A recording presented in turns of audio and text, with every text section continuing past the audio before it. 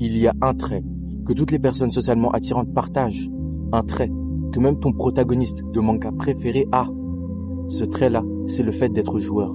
Et tu vas me dire, mais de quoi tu parles? Être joueur, c'est être immature, c'est faire des blagues pour faire rire les gens, c'est faire des blagues juste pour divertir les gens, c'est vivre pour les caméras, c'est vivre pour les autres. Mais absolument pas.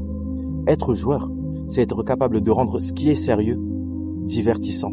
C'est être capable de ne pas tout rendre oppressant, de ne pas tout rendre stressant. Ce qu'il faut que tu comprennes, c'est que ton cerveau, il va associer le rire à quelque chose de sécurisant, à quelque chose de réconfortant, parce qu'il se dit, je suis en sécurité. Je n'ai pas besoin de surveiller mes mots, je n'ai pas besoin de surveiller mon attitude, je n'ai pas besoin de surveiller mon langage corporel, je n'ai besoin de rien surveiller. J'ai juste besoin d'être moi-même, sans prise de tête. Tous ces personnages de manga que tu peux adorer, Luffy, Goku, Naruto, Midoriya Izuku, qui tu veux. Tous ces personnages-là sont des personnages qui sont joueurs, c'est des personnages qui ont un petit peu d'humour, qui ne prennent pas tout au sérieux.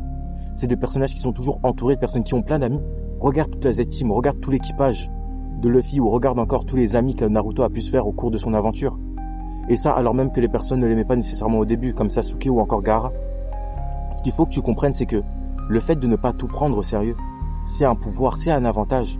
Parce que les gens se disent automatiquement qu'avec toi, ils n'ont pas besoin de se prendre la tête. Il y a toujours une personne dans ton entourage d'amis, que ce soit à l'école ou dans tes collègues, qui est chill.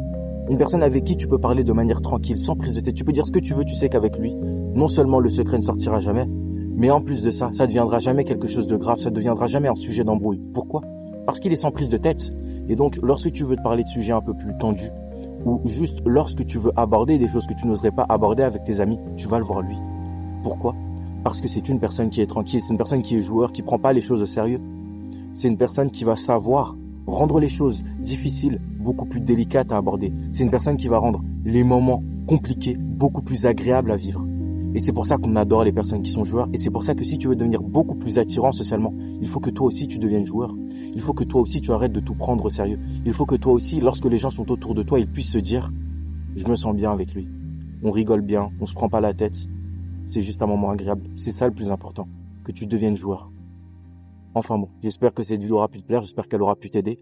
N'hésitez pas à donner votre avis dans les commentaires sur quelle autre qualité peuvent avoir les personnes qui sont attirantes socialement.